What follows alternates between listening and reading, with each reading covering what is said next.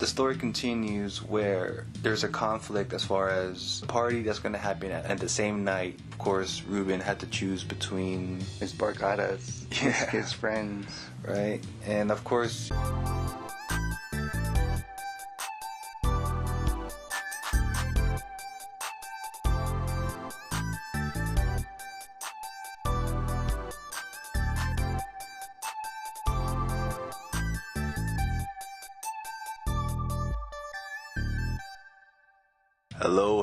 Hello, YouTubians! Greetings, YouTube! Good morning, good afternoon, good evening, and good night. Greetings. However, whenever you're watching this, we appreciate you because you already know time is expensive. Yes, thank you for tuning in. And thank you for subscribing. But if you're here for the first time, this show is about everything and anything creative. Anything that sparks your creativity in whatever medium you dabble in. Yes, expressing the creative soul. And welcome to the episode of Creativity Unsheathed. I'm Oliver Seagull. And I'm Nino. And yes, we are brothers. Yes, we are.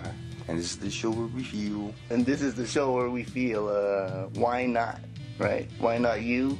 Why not us? Why not anybody who has a goal or a dream to just go for it? Yeah. You know, make this time worth it. You know, go after what makes you happy. And anything's possible these days. Yeah, anything is possible. And you know what's best for your situation. And, you know, just take little steps in making your goals happen. You know, whatever it may be. Yeah, for sure. And why we're talking about this and what we're looking in today is... the debut. Nice. Yes. And why we're looking into this, because... fucking Rufio.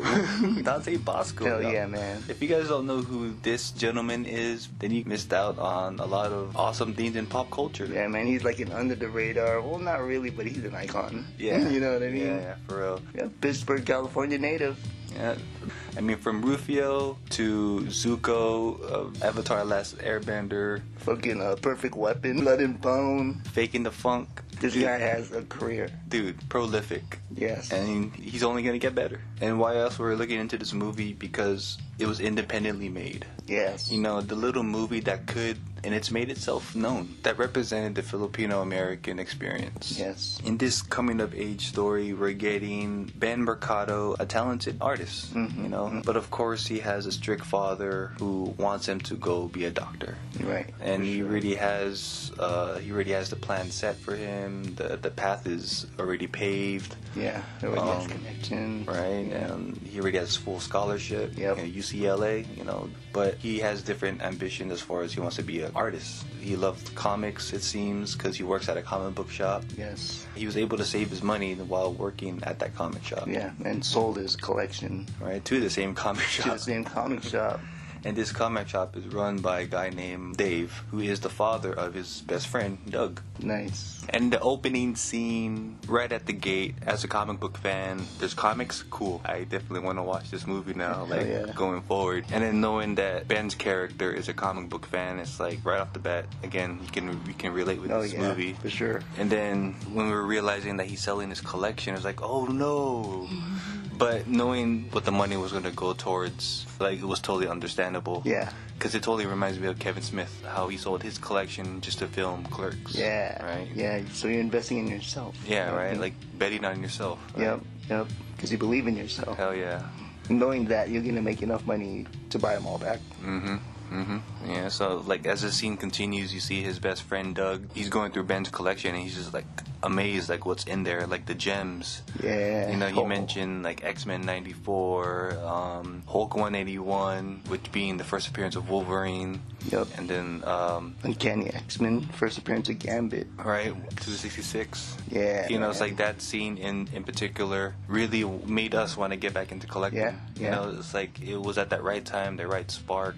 And comic shops were still around, thankfully. Yeah, dude. And yeah, we just caught that bug through this film and just through everything just interconnecting at that moment. As if like whatever was in the debut was like the pop culture at that time. Totally. As far as racing cars and, you know, comics still going around and pagers and stuff, whatnot. When you mentioned racing cars, like, was this like the first movie to have those kind of import cars? Before Fast. Before Fast and the Furious, Yeah, right? yeah. And who knows, but it's like production reaction dates are there, y'all. So I don't know. Comment below. What do you guys think? But overall, like that scene, like sparked the interest of comics and tugged on the relations and heartstrings already. Yeah, so. and he kind of showed his drawings as well, in his room, in his portfolio, the comic aspect to it. Yeah.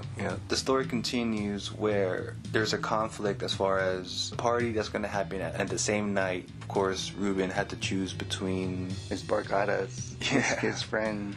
Right, and of course, you are who you surround yourself with, and he pretty much had his mix of a bad group and a good group. Yeah, for sure. Right, and this group being mainly white people. Yeah. So it's like adapting to his surroundings. Yeah. Just like what anybody would.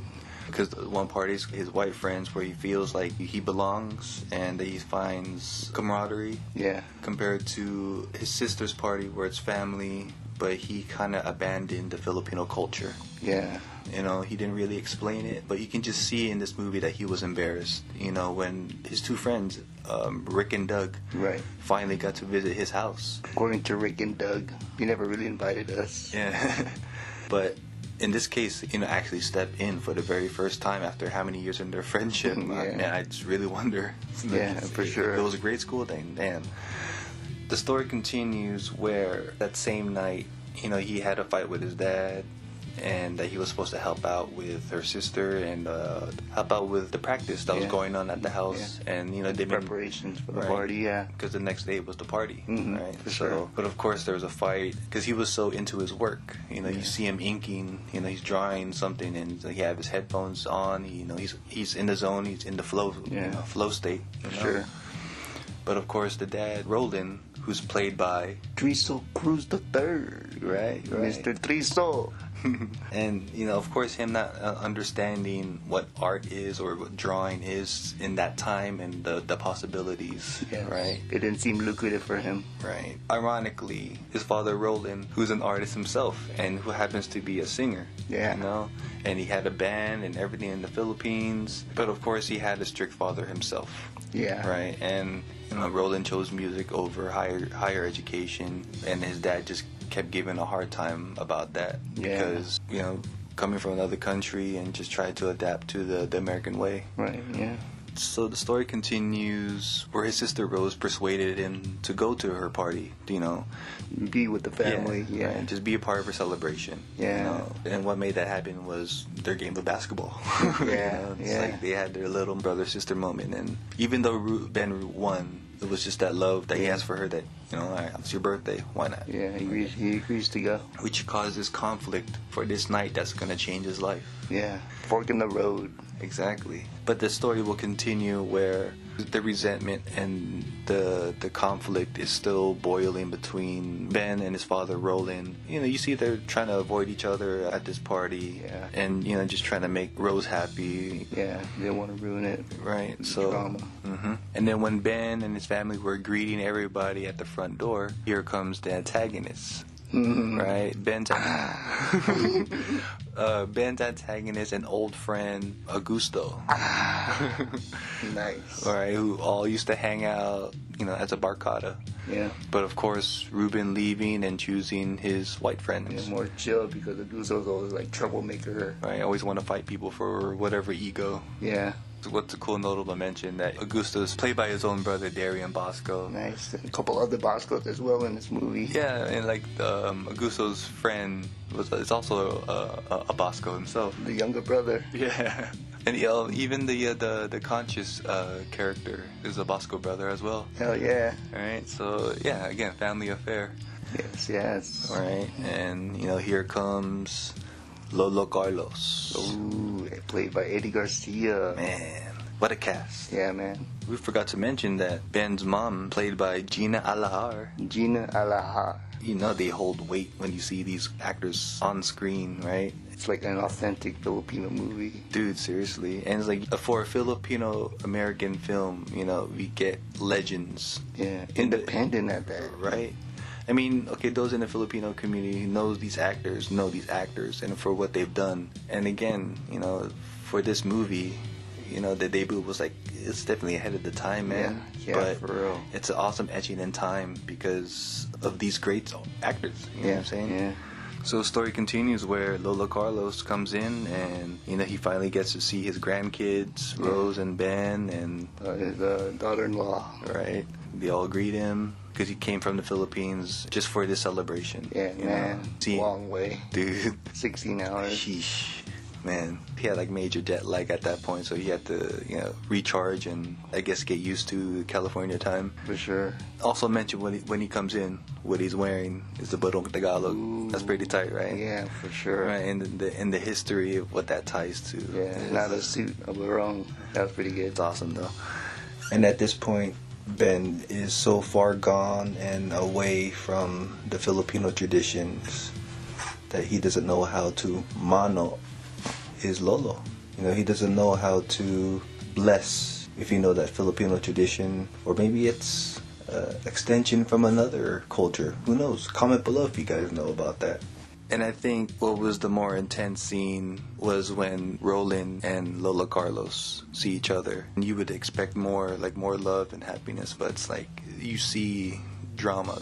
You see the tension, you see the years of resentment and bitterness, and it hurts to see that, between father and son. Yeah, you could see it in Roland's eyes. He looked somewhat ashamed and scared. Sure. Or nervous at that. All the above, whatever you can think of. Right. He was feeling it at that moment. I mean, that's kind of hard, right? Like you feel nervous every time you're around your dad. It's kind of like not a good feeling, Right. You can't live. Or you just can't see him. Yeah, But of course, the story has to continue where the party goes on. They're eating at the table together. They're all catching up. Yep. And of course, they're highlighting Ruben's accomplishment of being the next doctor in the family. Yeah. Because, they know that he has a full scholarship. And of course, Roland, he's hyping up that as well. Like, oh, yes, of course, nursing injured birds back to health. Yeah. And then when the conversation of art school came up, art program, that's when he got excited. He had a fake smile when he came to the doctor talk. It's cool, making you guys happy. Yeah, sure, whatever. Mm-hmm. But when it came to art program, he's like, oh yeah, that's when he wanted to talk about it. But of course, Roland, his dad, disregards it right away. Like, oh no, we discussed it already. That's not the right route for him. Yeah. Doctor all the way. Yeah, for sure. Ruben got pissed off about that, but gave a loving smile, like, excuse me, pardoned himself to go to the bathroom. Yeah. And then while all of this is happening, Rose sees this, and she already knows about Ben's plans, about going to the art program. Yeah, putting in his own money. Like we mentioned, he sold his comics to help pay off his tuition. Mm-hmm. He's penniless, but he's enrolled. Yeah. So, for her to be at that table, she knows how Ben feels. Yeah. Kind of wish she stepped up a little bit, huh? I mean, yeah, she could have advocated for him a little bit more at that, even though it was her party. Yeah. She didn't want to cause any more conflict, more drama. Yeah. Knowing that she witnessed that all the time. And the party just started. Yeah. So he just got there. Yeah, exactly. So as Ben makes his way towards the bathroom, he overhears a conversation between his love interest, Annabelle, played by Joy Bisco, and her ex-boyfriend, Augusto, who is also his enemy or his ex-friend at this point. And Ben intervenes in the conversation before it escalates into a more abusive situation. Yeah, because you really see that Augusto has this male dominance. He's just one of those type of guys. He's being like really aggressive, right? To the point where he explodes. But Ben saved the day before it could escalate, and he got Annabelle out of there, and here comes the stare down between him and Augusto. Yeah, and then Ben follows Annabelle to the gym floor. Yeah. Right, and they get their more formal introduction to each other.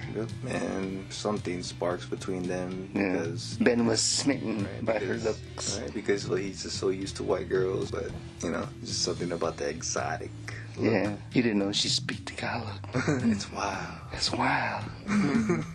And then this feud between Ben and Roland gets moved to the bathroom. He was saying like, I don't like how you're parading me as like a trophy in front of your family. But he's just proud, a father proud of his son. But for Ruben's perspective, of course, that conversation came up again of him being an artist, and it just made each other angry. And then Roland said, how you going to make it in the real world drawing cartoons? Yeah.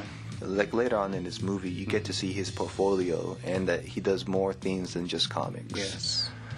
which is great. Looks great. Yeah, for sure. Ruben responds, well, I'm gonna make it away from you. Ruben left. You see Roland's face with heartache, with disappointment, like, that's the last things I want to hear. Yeah. Like, that hurts him more than the actual physical punch. Yeah, for sure. So then Ruben ends up leaving the party, calls Rick or Doug on the payphone. Yeah, remember those?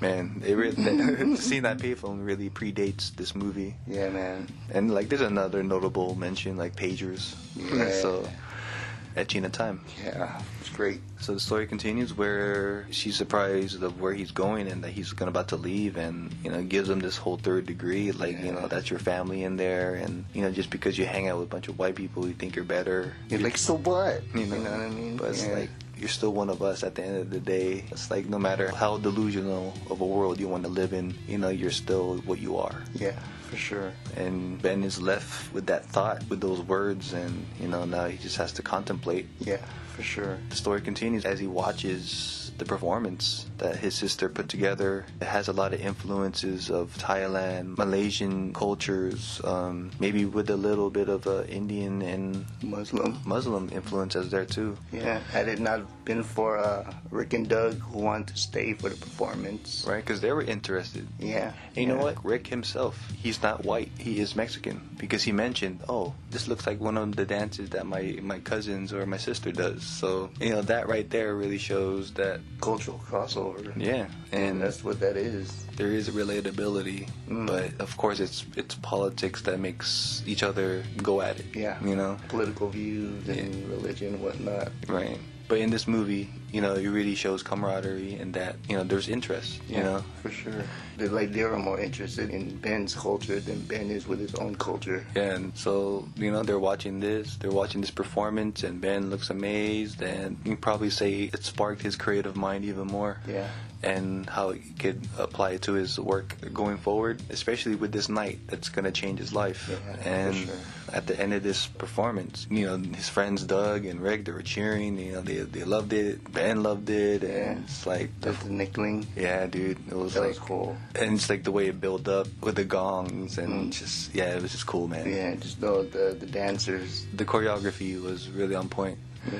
Ironically enough, Ben's friends were the ones that made Ben appreciate his own culture, like as far as the food and like they're eating the food and they're like, oh man, this is so good, man. Right. Like Ben was ashamed of the smell in the house when they're cooking the food for the party. In the beginning, Rick was like, oh man, what's that smell? Kind of hungry, right? Because Ben was so eager to clear the smell, he didn't hear that part. Yeah, but they got to eat. Right, they got to eat the awesome food. Yeah. It's not heart healthy, but it's awesome, y'all. It's Filipino food. Oh like man, once a year. If you're talking twice a year, it's like our version of soul food. Yeah, for sure. And to mention Ben's house again, Doug saw the big wooden spoons on the wall as decorative. Yeah. And he was surprised, like, oh, you guys must eat large portions here. Whoa. Yeah, chuckled. And then fast forward when he's eating the food at the party. Yeah. It's like, oh man, no wonder you guys have those big forks and spoons. Yeah, because the food was so good. Right? It's like, you want to eat it all. Yeah, right? For sure. And then Rick saw the Barrel Man. Oh, dude, yeah. If you guys know what the Barrel Man is, comment below. And who has one in their home, or who had a Lola that had a collection, maybe. Yeah. Or whose friend's house did you go to that had one? For real. Comment below.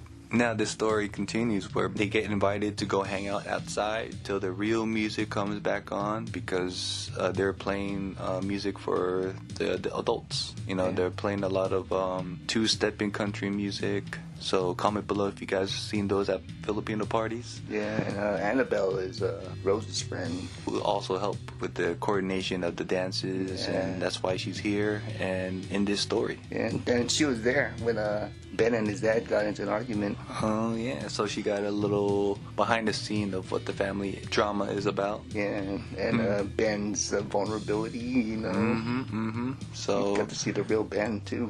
But at this party, she's about to get to know him a little bit more. Yeah, for sure. Because Doug and Rick agreed to go out and hang out, but then Ruben was like, oh, I thought we were going to go to another party. Yeah. But, of course, Annabelle being there, it really persuaded Ben, to stay. Right, like, man, who's this mysterious Yeah. Brown girl. You know what I'm saying? It's like I'm always around white girls, but then who's this fly brown girl? It's exotic. Right? So, of course, he stays, and, you know, they're all hanging out in the parking lot. Everyone has their rice rockets. Yeah. They're Pasoy-dos. playing ball. Checking their beepers. Right? You know. So, again, that predates this time of this movie, but comment below if you guys know what pager codes are. Or if you had a pager. Or if you still have one that works. And who's the carrier? How does that work? Yeah, that'd be a good novelty. So this kickback continues where Ben and Annabelle are getting a little close. They're talking about each other's past, and you get to see that little hand comparison. The little iconic scene that everyone knows. Oh yeah, like how? That's when they lock eyes and lock fingers. Right, but it's that interaction that gets Augusto mad, and that gets Augusto bullying him even more. And egging him on. Right, looking to pick up another game, and then Ruben gets involved, and they get to play a 3-on-3 match. Nice. Throughout that whole game, you didn't see one dunk. Of course, no dunks, all layups and jump shots. But hey, basketball at its purest, the fundamentals at its purest, screens, bounce passes. It's like the crossovers and the fancy passing kind of compensates for not dunking. But hey, it worked for Jason Williams, you know what I mean? It worked for Jason Kidd. Right. Nobody dunks. As long as the plays look awesome and it was flawlessly done. Ready to play. Ready to play. It doesn't matter, right? You're all entertained. Yeah. But of course, Augusto was punking on Ben, teasing him, calling him white boy, coconut, right? But Augusto's coming off like he's black, like urban, like ghetto gangster kid, Augusto has abandoned his Filipino culture as well. Yeah. Because he thinks he's black and just using all of the slangs, all the slurs, and acting all hard. Yeah. Right? Pretending, a wannabe, a wankster, He actually packs a gun now. And he was showing it off and thinking he was all badass. It's all facade, and you are who you surround yourself with. And, whoever he hung out with that made him turn this way. It definitely wasn't his two friends in this movie, because they're Filipinos themselves. Yeah. If anything, they were acting like Augusto. Yeah. So, what was Augusto's influence? Not sure. Yeah. Other than music and music videos. Yeah. But it's like, who else was he hanging out with? Yeah. Before, that would have been a cool little, before they got to the party type scene. Like, he leaves the place where he got the gun from. Right. And then you see that crowd. Or if, like, Ben was talking about it a little bit more with Annabelle. With that scene. But of course, they lose, and he has these bragging rights, and he's hugging up on Annabelle like, oh, I got my trophy, trying to make Ruben jealous and stuff like that. And then it worked. Ben sees this from afar, made his decision to leave, right, while lying to his sister, like, okay, yeah, I'll be there in a moment, because she went in ahead of him, and then sees him right off. But she can't be mad at her own party, so she's gonna make the most of it. Yeah. And then now we're at this other party that Ben's supposed to be at. But then, if he didn't have his two friends, Rick and Doug, he wouldn't belong. Yeah. But as long as he had them, he felt comfortable, to the point that he was playing this game. Never did I ever. Right. Or never have I ever. Yeah, whatever that game is. Never played it. Never have I played that. And Ben's playing this game with his crush, who he initially wanted to go to this party for. And then she had her friend there who hated on Ben for whatever reason. Yeah. And at this party, whether you're drunk or not, the truth comes out. And, during this game of Never Have I Ever, out of retaliations towards their sex joke, she attacks Ben with racial slurs, saying, like, eating dog and eating cat, right? Yeah, like street animals. Because that's what I guess Filipinos or Asians are known for. Stereotypically known for. She didn't know any better. She sounded like ignorant, you know what I mean? Yeah, for sure. And full karma, that alcohol backed up on her, and she blew chunks, and that she had to go to the bathroom, clean herself up, and that was that. But then Ben, he needed to get some air, clear his mind, and what he just witnessed. Yeah. But then he gets stuck in the middle of a mosh pit. Oh man. But of course, that terrified him, and like rock music that he wasn't really used to. Had like a little panic attack. Like metaphor for what was going on in his mind too. Like all these new experiences and just being rewired. Yeah. You know, it probably just opened his mind even more. Yeah, shook him up literally. Yeah, yeah, for real. Jumble him around. Like this is what you want. This is where you want to be around too. Right. He gets a little reboot. Yeah, right. Exactly. So he ends up outside, and then Doug finds him, gives him a beer, and then he tries to console him. Yeah. Which it works, but for Doug himself, he doesn't know how to answer this. You know, he has no answer because he never experienced it. Yeah. So, you know, for this scene, I think that moment was enough. Like, he didn't need no more, like finger pointing, you know, talking. That was a real critical thinking moment. Like, whatever perspective you're from and how you look at it, whether you be white, black, brown, purple, green, you can't say much in that. And, you know, I think that scene was enough. Yeah, for sure. And for it to transition to wanting to go back to the party. Oh, yeah, you know, like Doug wanting to, like, he agreed, like, yeah, let's go back for cake and ice cream, bro. Yeah, like, cake and ice cream.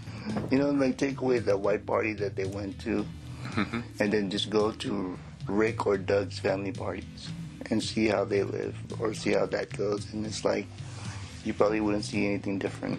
Oh, yeah, especially Rick being Mexican. Yeah. You know, it's like... And look, off topic, for those that know, there's subcultures. Subgroups, yeah. Subculture, subgroups. Look at in Japan, there's a subculture of Chicano. Yeah, Chicano culture. Tokyo, there's a lot of hip hoppers.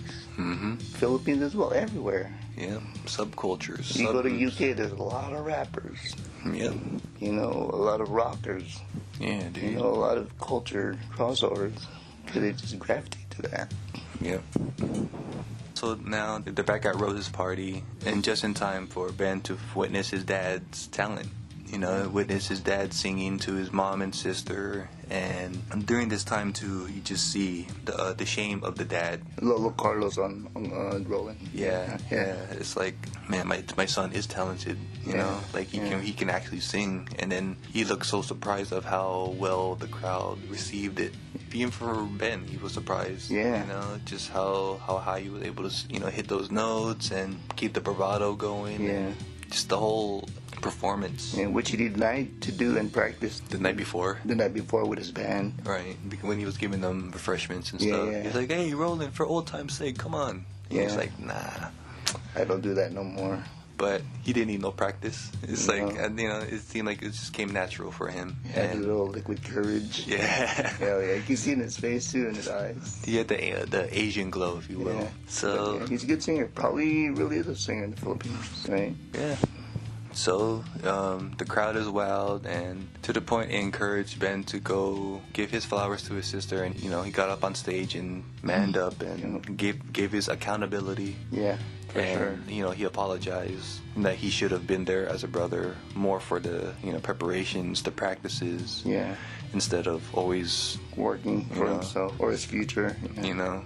But it is what it is, and you know, as long as he was there and to man up and to be in that moment, it was enough for Rose. I mean, maybe the fact that Rose seen him coming back to the party, probably that was more too like, wow, he's back. Yeah, he came back. He came back. Like, even though she was mad, but like that whole message was enough for her. Yeah, she probably didn't expect him to come back. But hey, it happened. Yeah. All right, so tears were there. You know, I feel like there should have been a scene like they should have hugged. Yeah. Oh, not really, huh? No, you didn't see it. Like, it kind of jumped to the dance scene. Like, everyone's dancing and just having fun now at this point. Yeah. Kind of really solidify, like, they're cool again. Yeah, not even at the end, too. Like, they hugged. Instead, they showed Roland, the dad, like, kind of showing, like, oh, he's proud. Yeah. That proud moment. But he could have showed that before. Mm-hmm. And still cut to Ben and Rose hugging, and maybe you can see that, like, oh, they're hugging, you know, make like, amends. But you still can have that proud moment, but you know, that little bit would have been cool. And the final dance scene of the party, you know, you see the two dance groups, the men versus the women, go at it. Nice. Shout out Cabo Modern dance group from UC Irvine. Yeah. You might have heard them or seen them on ABDC, MTV's America's Best Dance Crew. Nice. If not, YouTube some of their stuff. Yeah, shout out to Premiere. the singing group. Right, they were in this. There's the girl. They're battling. Yeah. Led by Annabelle. This is like the early years of Combo Modern, like late 90s, early 2000s. Yeah, before ABDC. Yeah, dude. Like you really see like the foundation of the original group. You know, shout out to their isolations and their choreography. It just seemed like they were always intricate and spot on with the levels and everything.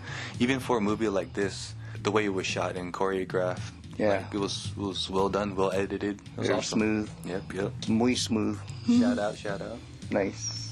It ends with a cha-cha scene between Annabelle and Ben, because Ben never knew how to cha-cha, but it was that moment of truth for them, like something's gonna happen for them, like a spark of interest, a spark of love. Metaphor of chemistry. Right. Right. I feel like the cha-cha is like the yin and yang symbol. Oh yeah, of course. Like same motion, but it's just in between what you do. And this wave of people, wave of emotion and energy, like these two molecules found each other. Yeah, under the stars. And you know, you can't have a movie without a fight scene, and you know, this movie ends with just that. You know, Augusto and Ben finally face off. Yeah. You know, this happens right after Ben gives Annabelle a drawing of her that he did on a napkin. Yeah. That was supposed to be a lumpia in there. But it's actually a drawing. But nice. Here's Augusto instigating. Right. You leaving me for this punk? You know, and just caught feelings. But of course, Ben doesn't want no trouble. But trouble already found him because Gusto wasn't gonna let him leave. And he pulled out his sword from fucking Hook. Oh, motherfucker, I'm Rufio. Did you forget that? Right. All of a sudden he turned into Rufio. 1991, motherfucker. Come on. But again, this fight scene, you kind of see... Probably how they fought when they were kids, like in the living room. Like play fighting, wrestling. Right. Ultimate Warrior, Hulk Hogan. You see the metaphor of these two guys who've abandoned their culture for other cultures. Yeah. It's just totally weird. Like two Filipinos want to be black and white. Yeah. And then you have that whole yin and yang thing, right? And it's an ever-going, like, battle within yourself of trying to find who you are. Yeah. Trying to fit in. Yeah. Trying to adapt. The sense of belonging. Yeah, man. Like, this movie definitely goes with, like, Insane Old Man, Pretty in Pink. Love Don't Cost a Thing. Can't Buy Me Love. Right? It's like, this movie definitely fits in the line of those movies. And back to the scuffle. The dad comes in, breaks it up. Augusto had his gun on him, and, you know, good thing it didn't go off. It didn't go off, or he didn't pull it out. You know, the dad was able to stop the fight because Annabelle went off to get help. Yeah. But then here comes Ate Alice, played by Faye De La Reyes, who is Augusto's mom. You know, comes in and like pulls Roland off of Augusto. Yeah. But then you know, Roland shows her the gun, and it's like, oh, what's that? Yeah. Like, no, that's not Augusto. You know, she's, you know, and then she has this delusion that Augusto's a nice boy. Perfect kid, yeah. But, you know, she's not seeing his fake thug life persona. Yeah. But here comes his stepdad, who happened to be a white guy, wearing a barong. Yeah. You know, saying, oh, come on, Alice, don't be naive. Yeah. And then Augusto gets mad at that because talking down to his mom. Telling her how to think. You know? Yeah. And it's like he didn't like that. And yeah.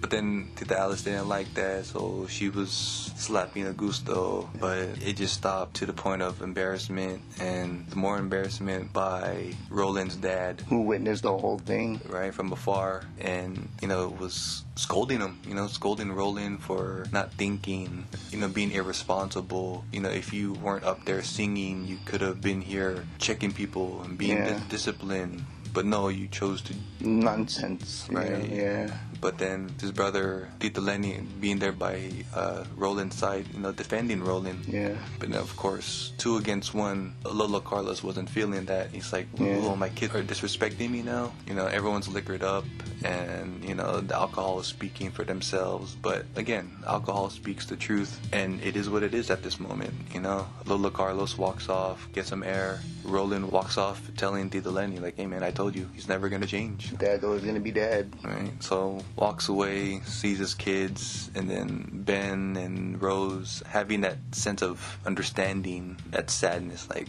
Lola Carlos scolded you for what? Yeah. You know what I mean? For trying to be our dad. Yeah. Like, to them, like, just being a dad wasn't enough for Lola Carlos. Yeah, dude. Like, Lola Carlos had a high standard. Yeah, right? But then their kids saw him as the best dad in the world, you know? Yeah, right. Provided the best. Yeah. Right? The party ends and the night ends the way it is, but Ben gets a happy moment as far as talking to Annabelle and walking her to her car and, you know, just getting that kiss. Getting that Mac on. You know, he was getting mad cat, man. He was mad cat. You know, who knows what's going to happen days after that, but Ben has her number and maybe has her heart too. The hero gets the kiss and the girl. So it's the next day, but it seems like Ben pulled an all-nighter. He was doing a portrait of the 3 generations of himself, his dad, and Lola Carlos. So you just really see him at work during this montage. Yeah. And again, this all-nighter leads to the morning, and the dad wakes up, notices Ben's room is open, but he goes off to the kitchen, cooks longanisa and garlic rice. Nice. Smell-o-vision. But Ben heads off to the kitchen with his portfolio, and he breaks to him the news, what he did, you know, that he paid his first year's tuition at Cal Arts, and that he's not going to take his scholarship at UCLA. And Roland wasn't mad, he wasn't furious, but knowing it was paid off, you know, his own money, right? Yeah. That accountability, that you know, he went for what he wanted. Yeah, and for sure. Like we mentioned, you know, what topped it off was Ben showing the portfolio, and what was in that portfolio wasn't just comics. You know, it was a lot of intricate work. You know, there was painting, there was life drawing, and watercolor. You know, there's just different variation of art, and it wowed him.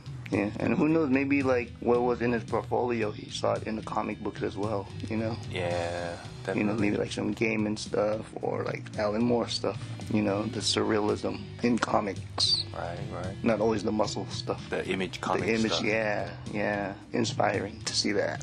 But what really topped that off was that 3-generation piece that Ben was working on. Yeah. You know, and it stopped him in mid-chew of that longanisa, and it's like, wow, my son drew this. Yeah, he was amazed. Right, like it touched him, looked like he was about to cry. You know what I mean? Like, again, stopped him in mid-chew of that longanisa. Yeah. It's like he didn't want that longanisa no more, man. It's like, it really showed how touching that piece of art was. Yeah, for sure. You know?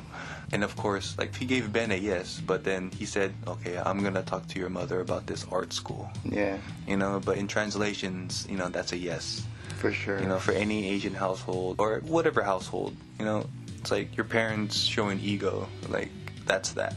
Yeah. You know, like, I'm not going to say yes, but yeah, I'm going to go talk to your mother about this. Yeah. Which is most likely a yes, but you just have to talk about expenses at that point, I guess. Yeah. You know? Yeah. Hopefully he gets to just still stay at home and just drive to school. Yeah. I mean, whatever the situation and the accommodations will work out, but, you know, it ends there where everyone is happy. Yeah. You know, it's like Ben got a big weight off his shoulder. Yeah, dude. It's not much what he wanted, but that weight and that approval. Yeah. That stamp of approval from his dad. Maybe that was worth more than being accepted from the school. Yeah, dude. Like, just the beef that they've had for so long, you know, or up to that point, it's like that was enough for him. Yeah, just being able to accept his happiness and his life. Yeah, dude. You know, it ended with enough, and that was enough for us, for me. I mean, it's like I don't think you need any more hallmark moments or anything extension on that. But you know, the story started and ended where it needed to be. Yeah, I thought about an extra scene after that, but like it wouldn't look right. The way it ended was perfect. It says a lot. Yeah, it's like you didn't need to see the dad talk to the mom. No. Or like him talking to his friends, like, I get to go. Or like a moment with Rose. Yeah. Like, you got it, Ben. Oh. Yeah. I mean, a hug, like you said, would have been cool. Yeah. And then that's it. Like, no words, just hug. Right. And then they get ready for church. if we were to rate this movie out of 5, it's a solid 5 for me. For independent film, it had some hiccups as far as like editing, but it's hardly noticeable of how fast-paced this movie goes and how well it flows. Like, there was enough scenes of everything, and like you really cared for all these characters that was in this story. And this movie really was impactful. It really made me think, and it really helped me put me there. As far as finding that passion, rekindling the passion again. That direction. Yeah. For me, give it a 5. That shit, watched it 60 times already, almost. Never watched it when it came out on DVD, but just like watching it over and over, you really relate to it. Yeah, like our parents, Pops was always like, don't you want to be a nurse? They make good money. Or don't you want to work at the hospital or whatever? But it's like, that wasn't my thing. I always told them what I wanted to do, and, it's like, he never got mad. It's like, all right, if you don't want to do that, then go get a job. But other than that, just watching this movie, it's like anyone, any kid or any generation can relate to it, This being an independent film compared to an American-produced film, they would get non-Filipinos to be Filipinos. Yeah, dude. Which is sad. So that's why the debut is like the debut of like real Filipino-American actors. The debut of Filipino-American experience. Exactly. Like, for some Filipino-Americans, they probably disown this movie because maybe their American experience was different, which is fair. Everyone's experiences on life is different, and everyone shouldn't be the same. There's no such thing as a cookie-cutter life. There's some Filipinos that don't relate to this movie, for sure. No matter the status of life that each family grew up in, there is a lot of similarity in this movie. Something that really tugs on the heartstrings, and something that we can all relate to, and we can all agree that the Philippines was influenced by a lot of other cultures. Yes, for sure. In this film, you get to see influences from Thailand, Malaysia, Spanish, Muslim, in China. Yeah. And China being a big influence as well. And it's like, that's why there's like different versions of Filipinos. Yeah, for sure. And it's all love at the end of the day. Yeah, just people just jumped on boats and just mix and match, and everyone just got along, found commonality within each other, just became friends. Yeah. And with the debut, there's similarities to quinceañera. Yeah. Right. Yep. So for the quinceañera, it's a 16.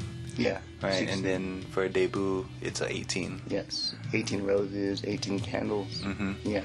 In this film, it doesn't center on that traditional debut ceremony. It's more of just a celebration of life and just moving on to the next level in life. For a movie to overall budget at $1 million, very low budget at that, but it still wasn't an impactful movie as far as for the generation that was going to follow after this movie. Because if you were to buy this DVD and pop it in for your kids or for your nieces and nephews, they could probably find a relation to it, Kids can get into like Stranger Things and like pop culture references. This is no different from like Time Capsule. Oh yeah, absolutely. You see the Rice Rockets, whereas you still see some. Basketball's still there. The message, it's still there. Fitting in everything. Like it's all fits. It's all there. You get those. You get your typical aunties. You get your typical uncles. You get the outlandish aunties. Uncles that think they know it all the joking uncles. Right. Regardless of race, there's always a uncle and auntie. Atypical, not stereotypical. Atypical, an archetype. There's always somebody that acts like a certain way. Or who knows? These main characters may be your cousins. It still goes on today. Yep. It's just different time. Yeah. So this movie still holds up today, y'all. Yeah. The debut of the truth. But the heart wants what the heart wants, and as a fellow creative, we all know what we want and what all makes us happy. So we have to follow that path at whatever cost. Right? Sure. Especially this generation. Like the possibilities and of how to get it, and the power of the internet. It's like back then in the 2000s when this movie came out. The internet was limited. There was no social media. Yeah. Hence to mention, you know, they had to seriously bootstrap this movie. You know, they literally went cross country, city to city, drove in their own cars to promote this movie, state to state. Right. So you know, this really shows the dedication for this movie. And for sure. And the love, and that, you know, for people to know about this, the entrepreneurship. Yes. Right. I mean, they had critics, you know, didn't agree with it, whatever, but they still did it. Mr. Ebert himself, of Siskel and Ebert, you know, was able to give this movie a thumbs up. Hey, it really shows that this movie was ahead of the time. Yeah, you know? Because with the other hand, he was eating lumpia, so he can only do one thumbs up. Chocolate meat stuff's great, right? We got the thumbs up. Yeah. Oh, and what's a cool notable mention that you get Patricio Ginelsa as assistant producer, who is the creator of Lumpia. And Lumpia with a Vengeance. Part 2. Right. Which has actors from the debut. Oh, hell yeah, dude. You get Joy, you get Darian Basco. He was in that movie Lumpia with a Vengeance. You know, you played the detective. Nice. Tita Alice, played by Fe de los Reyes. You know, it's all because of Patricio's connections with these awesome actors. And, you know, for him to be on that tour of the debut, you know, it really sparked him to continue his creative passions, his creative projects with Lumpia and Lumpia with a Vengeance. Yes. So, you know, again, to see that name, a local, on this movie, you know, it's inspiring that, you know, anybody can do it. Yeah, anybody can do it. Anybody can do it. So shouts out to Patricio Ginelsa. For sure, man. 6 degrees separation, man. And then if you guys know Gary Vee and what he talks about, you know, going after what makes you happy, finding what you love and going after it, you know, this movie definitely goes with that. You know, for all ages, all races. Right. Breaking that generational curse and just going for it. Yes. And good or bad, people are going to talk about you. Just do it. You know, just do it. Do what makes you happy. Yeah, I mean, however you see it, life is short, life is long. Just, you know, anything can happen. So do what makes you happy, man. Yeah, like, sorry, like off topic, look at Harold and Kumar, right? Because his brother was a doctor, his dad was a doctor. Right. And then they looked at Kumar like a fuck up because he wanted to do his own thing, or he didn't want to be a doctor.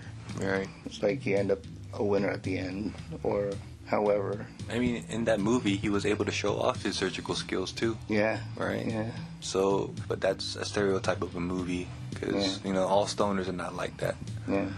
And just like how all Filipinos are not like all Filipinos. Yep. You know? So, exactly. Different dialect. Yeah, right? It's a big island, but there's different parts of it. Yeah. You know? And there's different dialects, different people. Yeah, for sure. You know, I had to still learn that.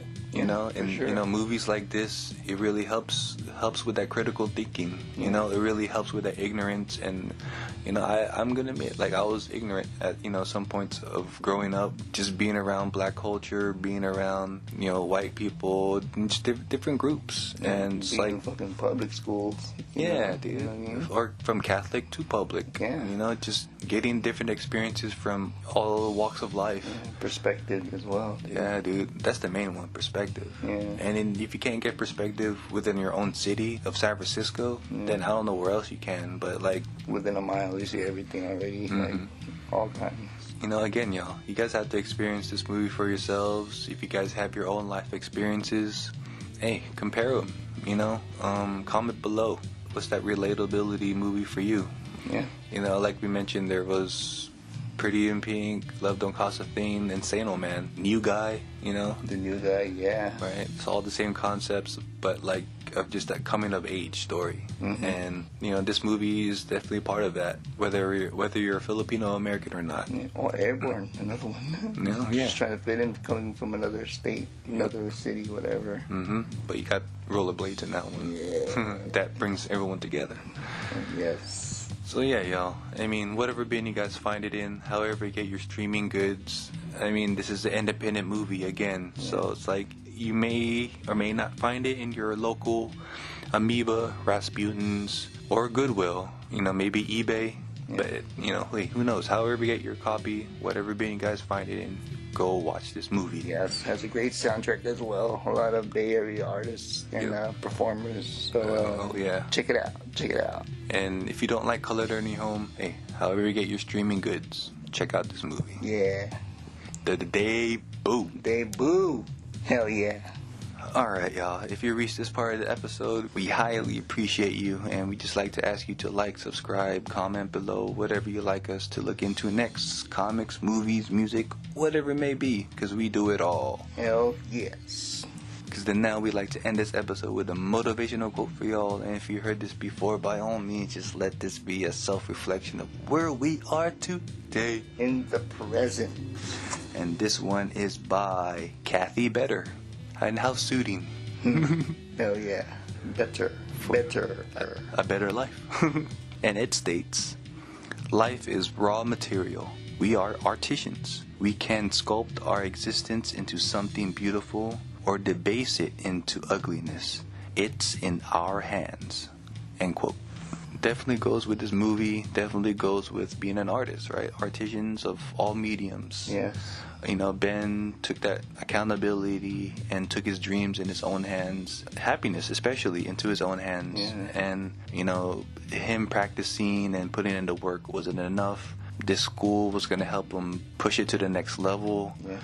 Who knows with the crazy connections he would have gotten after this. Oh, man. You know, but, you know, he had the work to prove it. And he took accountability and spent his own money.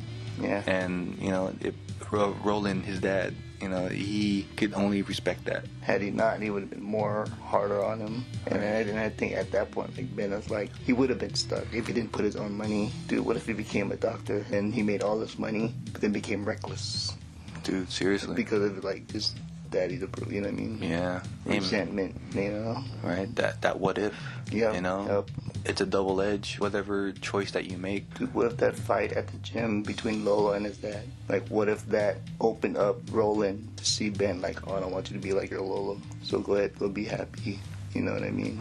Yeah, dude, totally. Because if you have to live up to be like that, you might have so much resentment. Yeah. Right? The backfire. See, so if Ben did become a doctor, that's what would have been the resentment. Exactly. You let him be the artist he wanted to be. At least still love me, still be with me. Right? Still want to have a relationship. Exactly. You know? Again, y'all, we're going to mention that Gary Vee thing. He mentions resentment and not having resentment towards your parents. Yeah. And it's like, you don't want to disappoint them, but at the same time, you don't want to follow their orders, but then you're going to hate your life. You're going to hate your situation. But yeah, no one can tell your future. We don't know our future, but we can only just be in the present, you know? And that's why, like, each decision is important, you know, for yourself and for the people around you. Look, Ben had candor. Yeah, dude. He just told his dad straight up how he felt. Yeah, see? And then on top of that, accountability. He put his own money. So it's like his dad just only respected him more. Yeah, dude. Not once did he ask Ben, where are you going to get the money? Until the end, where he's like, you know, I saved money and I spent my money on my school. And then I think Dad was like, oh, damn, I guess I can't say no. So him putting that money played a part a lot too. Again, like that connection of Gary Vee and like immigrant families, you know, and like the relationship between father and son or the father and kids, and it's like the importance of that, especially of an immigrant family, how much family is important, of staying together, and yeah, I mean just being happy, of making ends meet on a day-to-day basis, building for a better tomorrow, making the most of what you have. Yeah. Find what makes you happy. Right. Go back to your childhood, right? Follow your intuition. Yeah, for sure. Follow your gut. Yep. It's that thing where you know you, we're not going to pretend, but we're here with that relatability and shedding that light that we all come from the same place. The heart wants what the heart wants. Yeah. So in the meantime, y'all. Till the meantime. Stay creative. Keep creating. Stay independent. Have your own voice. Do your best as a human being to stay motivated and to keep on going. Yes, man. Spread the positivity. Kill the negativity, y'all. Whatever medium you dabble in, just be great. Be great, not perfect. It's all about progress. An ever-evolving process. Till next time, y'all. Till next time. Peace. Peace. When you look into each other's eyes and you wait for the right moment, That was smooth. Man, that's wild.